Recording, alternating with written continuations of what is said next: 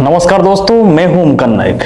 जरा सोचिए, आप रात को अपने घर में आराम से सो रहे हैं, बाहर हल्का सा बारिश हो रहा है, सब कुछ बिल्कुल नॉर्मल लग रहा है। लेकिन जब सुबह होता है, जब तुम्हारी आंखें खुलता है और आप पहले देखते हो कि आपके घर के चारों तरफ सिर्फ पानी पानी नजर आ रहा है, तो तुम क्या करोगे?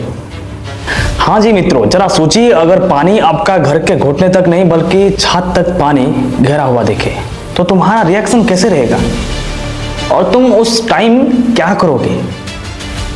और इसके साथ सड़कें, स्कूल, हॉस्पिटल और बाजार में सब जगह पानी पानी दिखे तो तुम कहाँ जाओगे, कैसे बचोगे? आज की इस वीडियो में हम जानेंगे आसाम के फ्लोड 2026 की पूरी कहानी और सच्चाई के बारे में। सोशल मीडिया पर आपने बहुत सी वीडियो देखे होंगे, कहीं घर पानी में बहते नजर आ रहा है तो कहीं लोगों को नाव से बचाया जा रहा है और कहीं पूरे के पूरे गांव समुंदर जैसे दिख रहा है। लेकिन इन तस्वीरों के पीछे असली कहानी क्या है? क्या सिर्फ बारिश इस तबाही का वजह है या फिर इसके पीछे कुछ और भी बड़े कारण छुपा हुआ है? और सबसे जरूरी बात, क्या आने वाले सालों में इस तरह की तबाही को कम किया जा सकता है? आज हम इन सभी सवालों के जवाब फैक्ट के साथ जानेंगे, तो वीडियो को अंत तक जरूर देखिए। तबाही का शुरुआत करें तो हर साल भारत में मानसून आता है। मानसून खेतों के लिए वरदान के जैसा काम करता है, लेकिन जब बारिश अपनी हद पार कर देती है तब वही पानी वरदान से अभिशाप बन जाता है। इस साल असम के कई इलाकों में बहुत तेज बारिश हुई। पहाड़ी इलाकों से बहकर आने वाला पानी धीरे धीरे ब्रह्मपुत्र नदी से जमा होने लगा। शुरू में लोगों को लगा कि हर साल की तरह इस बार भी पानी कुछ ही दिन में उतर जाएगा, लेकिन इस बार हालात बदलते हुए देर नहीं लगी। नदियों का पानी खतरे के निशान से ऊपर पहुंचने लगा। कई बंद और कई किनारे दबाव में आ गया और देखते देखते ही पानी गांव और शहर में घुसना शुरू हो गया। लोगों के पास सामान बचाने का भी वक्त नहीं था। कई परिवार तो सिर्फ जरूरी कागज पत्र और कुछ कपड़े लेकर उनको घर छोड़ना पड़ा। जहां कल तक बच्चा खेल रहे थे, वहां आज सिर्फ पानी ही पानी दिख रहा है। किसानों जो उसका उम्मीद थी फसलों से कुछ पैसा, कुछ रकम कमाएगा, वो फसलें डूब चुकी थी। जो गांव में छोटा मोटा दुकान करके व्यापार करके वो चलता होगा, उसका दुकान का सारा सामान बर्बाद हो गया। हजारों लोगों का रोजगार एक ही झटके में खतरे में पड़ गया। लेकिन कहानी यहां से खत्म नहीं होता है। असली सवाल ये है कि असम ये बार बार इतनी बड़ी बाढ़ का शिकार क्यों बनता है? इसका जवाब छुपा है एक ऐसी नदी में जैसे भारत में सबसे शक्तिशाली नदियों में से एक माना जाता है। जब भी असम में बाढ़ आता है तो एक ही नाम सबके सामने, सबके मुख में एक ही नाम आता है, वो है ब्रह्मपुत्र। लेकिन क्या आप जानते हैं कि ये सिर्फ एक नदी नहीं है, बल्कि दुनिया का सबसे शक्तिशाली नदियों में से एक है। इसकी शुरुआत भारत से नहीं हुई है। ब्रह्मपुत्र का जन्म तिब्बत के बर्फ से ढके पहाड़ों में होता है। हजारों किलोमीटर का सफर तय करते हुए ये अरुणाचल प्रदेश से प्रवेश करती है और फिर असम के बीच बहने लगती है। जरा सोचिए, पहाड़ से तेज रफ्तार से बहकर आने वाला पानी, ऊपर से लगातार मानसून की बारिश और बीच बीच में कई छोटी बड़ी नदियां जो ब्रह्मपुत्र से मिला हुआ है। जब इतना सारा पानी एक साथ इकट्ठा होता है तो नदी का जल स्तर बहुत तेजी से बढ़ने लगता है और फिर जो नदी कल तक अपने किनारे के अंदर था, वही आज उन किनारों को तोड़कर गांव और शहर में घुसने लगता है। ब्रह्मपुत्र अपने साथ पहाड़ों से बहुत ज्यादा मिट्टी और पत्थर लेकर आती है। धीरे धीरे ये मिट्टी नदी के तल में जमा होने लगती है।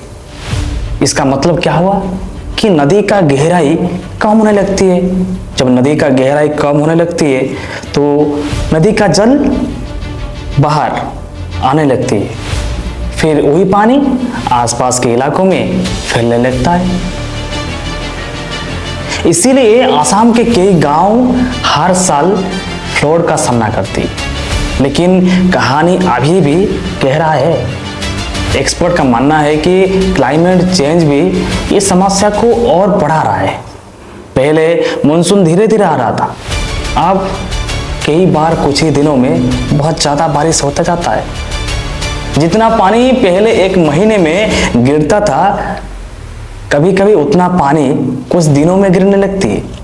और जब इतना तेज बारिश होती है तो ब्रह्मपुत्र और उसका सहायक नदियों के आसपास पानी को संभालना असंभव हो जाता है। लेकिन इस कहानी का सबसे दुखद बात यह है कि जब फ्लड आता है तब सिर्फ घर ही नहीं डूबता, बहुत सारे लोगों के सपने डूब जाता है। किसानों के सालों के मेहनत डूब जाता है, बच्चों की पढ़ाई रुक जाती है और कई परिवार अपनी पूरे जिंदगी का कमाई कुछ ही घंटे में खो देता है। अब सवाल ये उठता है, जब हर साल ये समस्या होती है तो सरकार और रेस्क्यू टीम क्या करती है? क्या इन लाखों लोगों को बचाने के लिए कोई रास्ता नहीं है? क्या इन लाखों लोगों को बचाया नहीं जा सकता है?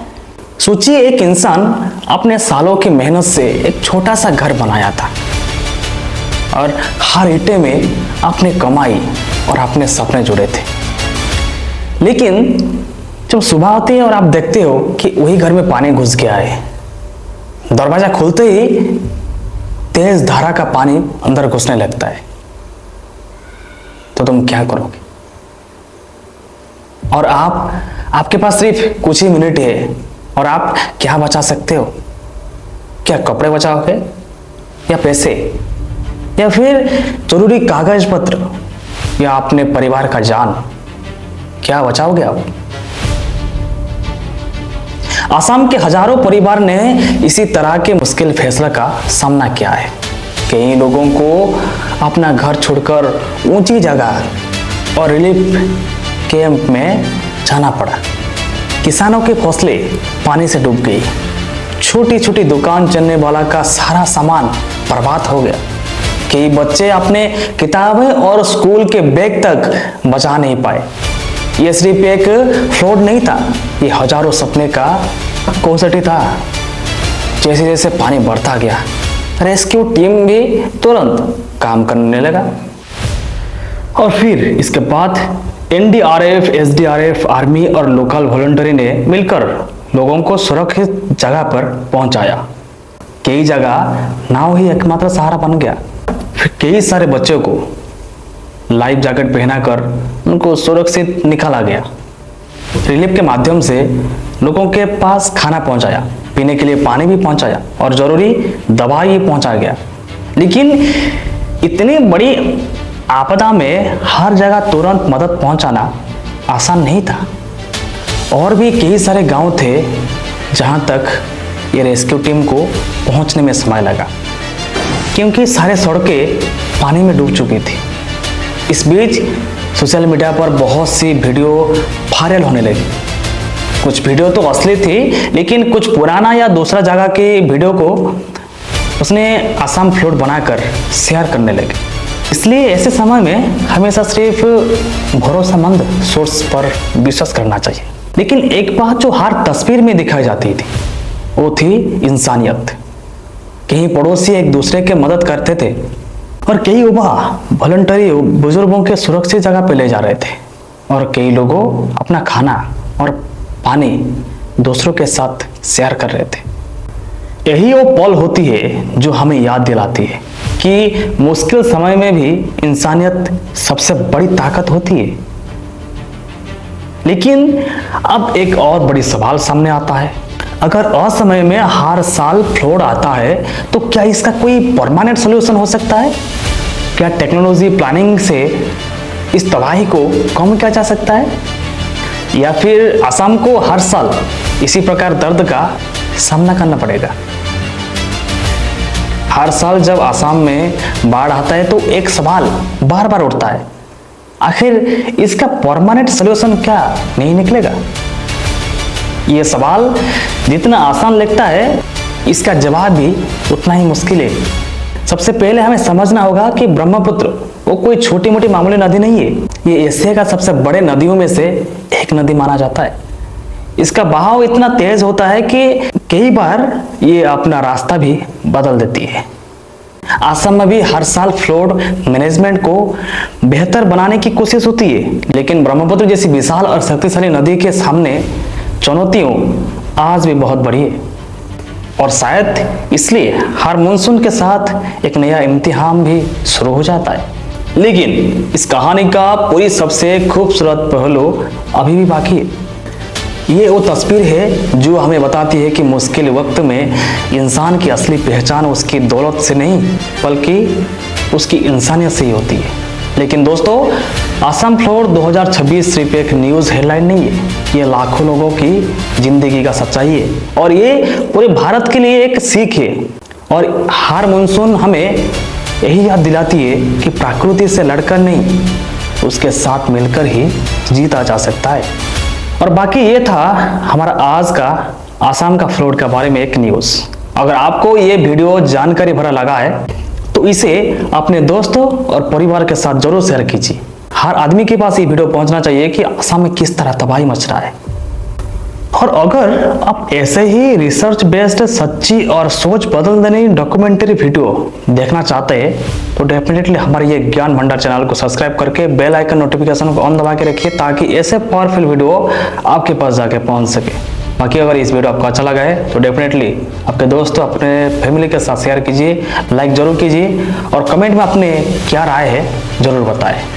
बाकी फिर मिलते हैं और एक नई सच्ची कहानी के साथ। और तब तक अपना और अपनों का ख्याल रखिए। जय हिंद, जय श्री राम।